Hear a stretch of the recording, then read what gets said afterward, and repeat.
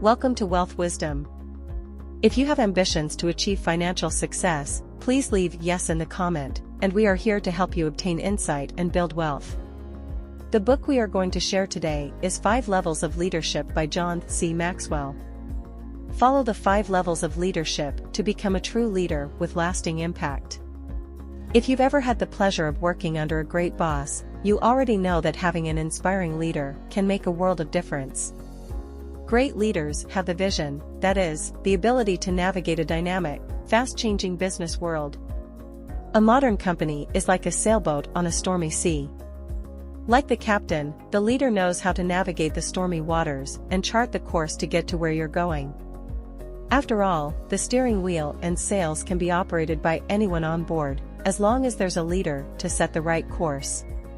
As you can see, having a visionary, forward-thinking leader is crucial.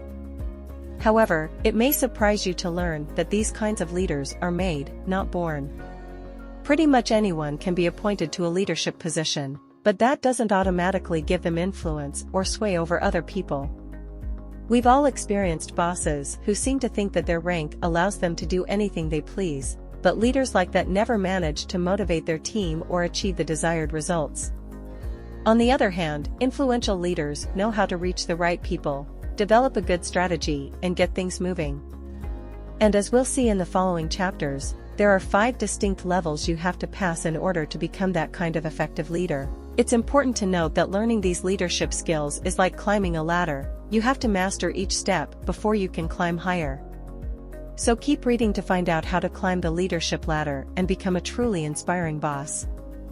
Before we continue, if you are interested in this topic, please consider subscribing and give us a thumb up. Let's continue. Don't just rely on your management position. Inspire others by bringing your personality and core values to your leadership role. Have you ever had a boss with lots of formal authority but no actual talent for leadership?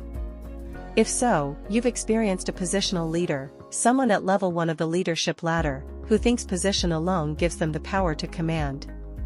Unfortunately, positional leaders waste energy and fail to get the best out of their subordinates. After all, when formal position is the only thing legitimizing your leadership, you have to spend all your time defending your authority. In fact, we often see positional leaders behaving like medieval rulers, obsessed with accumulating huge armies and castles to buttress their power. In real-world terms, imagine a manager obsessed with attaining the largest possible staff and the biggest budget, all in order to make themselves look important. Exacerbating the poor leadership, positional leaders have trouble giving their employees direction. They may order people around, but the subordinates will do only what is specifically expected, and very little more. The lesson here is that instead of seeing a leadership position as your only goal, you should see it as a starting point. It's a chance to develop your own way of leadership and create lasting influence. Here's another way to think about it. Although you may have a defined position within the company, you still have to fill it with life by choosing core values and deciding to implement specific working practices. Ultimately, you can develop any kind of leadership style, as long as it's effective and true to who you are. The former CEO of Southwest Airlines learned this lesson while observing the behavior of 2 court litigators. One was very diplomatic and calm, the other was aggressive and emotional. But despite the difference in style, both were outstandingly successful. He realized that you have to bring your own personality to the position. You need people's permission to lead them, build trust and positive relationships to make the most of your leadership. As we've learned, positional leaders waste energy protecting their own interests and power. The best way to break free from this type of leadership is by shifting focus from ourselves to others. The advantages of being more outward-facing are manifold. Positive relationships and a pleasant environment raise energy levels and foster an enjoyable workplace.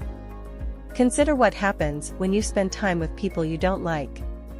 Most likely, it drains your energy and feeds a negative outlook. On the contrary, spending time with friends is like recharging your batteries. It makes us feel energetic and full of life. So, how do you build up these positive relationships? You need to get people's permission to lead them. This is the next step on the managerial ladder. You have to value the people around you and treat them accordingly. You'll find that if you practice a positive mode of communication, you'll connect with others easily. To that end, imagine commanding a coworker in an aggressive way. He'll probably respond defensively. On the other hand, if you stay calm and gently ask for a favor, he'll probably be open to your message, making it more impactful. This kind of communication is crucial, because when people around you trust you and feel appreciated, they tacitly give you permission to lead them. In other words, people cling to leaders they can trust. Especially when your workplace is dealing with difficult situations, feeling that someone's looking out for everyone on the team strengthens ties. For instance, at the U.S. Marines, one of the core values is to leave no one behind, regardless of status. That's why when they go into combat, officers wave their insignias of rank. Not wearing this symbol sends a clear message: we are in this together, we live and die together, regardless of rank. And this ethos plays a key role in the organization's imposing reputation. A good team needs a good leader to chart the course to success. Though getting your subordinates permission to lead them is important, in most companies leaders are only measured by the outcome of their leadership. This is why level 3 of the leadership ladder is the ability to produce results. And for any leader, the best way to produce results is to build an effective team. But how is this done?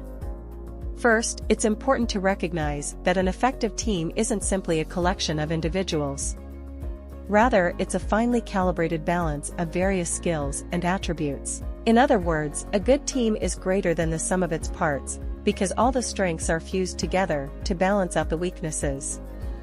For instance, think of a basketball team, which consists of specialized players each perfectly fulfilling the demands of their specific position, whether dunking or shooting three-pointers. Members play in their own unique sweet spot, thereby maximizing strengths and minimizing weaknesses. This kind of collaborative action is also well suited to solving complex problems. Or as basketball coach John Wooden said, everyone who scores a basket has 10 hands. Meaning, each time an individual player scores, it's thanks to his teammates' contributions. But of course, every good team needs a good leader, someone who ensures that everyone's working together and heading in the right direction. And that leader is also responsible for identifying strengths and weaknesses to compose the team. Bringing back the basketball analogy, you have to put your best defensive players in defense and the best attackers in offense. Furthermore, it's crucial for the team that the leader never loses sight of the big picture and charts a course towards the final destination. Even in sports, the final goal isn't always obvious. Just as in business, succeeding at basketball is way more complex than just winning the game. The coach has to also ask herself how she can prevent the team from overexertion, to save some energy for upcoming tournaments. In the business world, leaders have to ask the same questions, set an example for others, and get the ball rolling by creating a wave of momentum. Change isn't easy. Many of us prefer to live in the comfortable land of the status quo. But impactful leaders must know how to get things moving, setting an example. So if you perform aggressively or reluctantly, this attitude will translate into poor team performance. But if you show enthusiasm and drive, people will follow suit. For example, legend has it that once during the Revolutionary War, George Washington rode up to a group of soldiers who were having trouble raising a beam. Instead of helping directly, the commander first stood aside and shouted words of encouragement. But when he realized that the task exceeded the soldiers' strength, Washington dismounted his horse and joined the struggle. Soon enough, the group succeeded in lifting the beam. But there's one thing that's even more important than inspiring people through your own actions: capitalizing on your victories to build momentum. Producing positive results is uplifting, and it will motivate your team to produce even better results. As essayist Thomas Carlyle said, nothing builds self-esteem and self-confidence like accomplishment. This virtuous cycle allows you to build up momentum in your team, and momentum is every leader's best friend, for it amplifies good results and nullifies bad ones. Just think if Apple, for example. For years it was a niche company struggling to make inroads against the market leaders IBM and Microsoft. But thanks to products like the iPhone, it managed to turn the tide. Since then, it seems the company can do no wrong. Nearly every move it has made has been lauded. This is thanks to the tremendous wave of momentum it has been riding. Success begets success. Developing your human resources is crucial for your company's success. One key challenge all leaders face is today's ever-changing business environment. What works now may no longer work next year, so attaining sustainable, long-term success is very challenging. What can you as a leader do about it? Simple, remember that any company's greatest resource is its people. After all, markets change, facilities deteriorate, supplies get used up, but people have the potential to grow and surpass themselves. And that's exactly why successful companies focus on improving their people, that is, giving them room to learn and grow. In 1999, Fortune named Synovus Financial Corporation the best place to work in America. And looking back, the former CEO says that the award was only possible because the company always emphasized team building and people development. A true leader is like a mentor, and this is reflected in the next step of the leadership ladder, focusing on transforming the people around him. The leader will help them grow. To this end, people development is one of the most important aspects of leadership.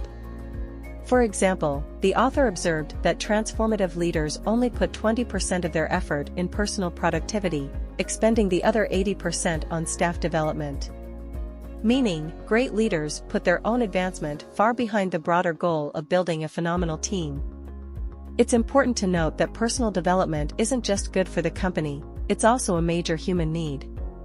Fulfilling it will give your employees a sense of loyalty to the company, reducing possible interest in seeking opportunities elsewhere. As we've learned, people development is extremely important for the long-term success of an organization. And as a mentor, you have to find the balance between teaching your employees and empowering them to grow on their own. As you'll see in the next chapter, that means you have to put some power in their hands. Developing future leaders is the pinnacle of leadership and creates a lasting legacy. Becoming a successful leader is a long process, but the rewards are great. Still, the journey never really ends, because a true leader keeps giving back by teaching others to become leaders, too. There are a few reasons why this is important. Firstly, having just one leader creates an organizational bottleneck. In other words, when just one person makes all the decisions, the rest of the company becomes passive and dependent. The authors even compare traditional leadership models to a herd of buffaloes. Instead of blindly following a head buffalo, truly effective organizations are organized like a flock of geese, flying in AV formation and continually rotating who is at the head to oppose the wind. Another reason having just one leader doesn't make sense: when that person quits, how can anyone else be ready to take on the load? Before that time comes, it's crucial to create a culture of leadership within the organization and empower team members to become leaders themselves.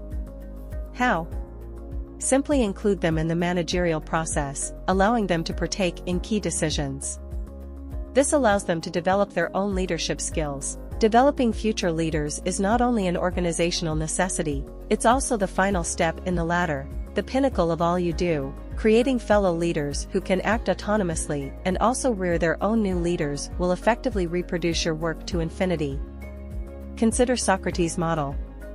The ancient Greek philosopher's student, Plato, founded an academy that passed on knowledge to generations of students. Among these students was Aristotle, who later became an important mentor of Alexander the Great. Leaders crafted future leaders.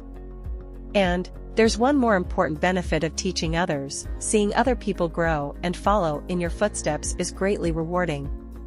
In fact, it's the greatest source of personal fulfillment there is. That's the end of today's sharing. If you like our content, please give us a thumb up and share it with your friends. See you next time.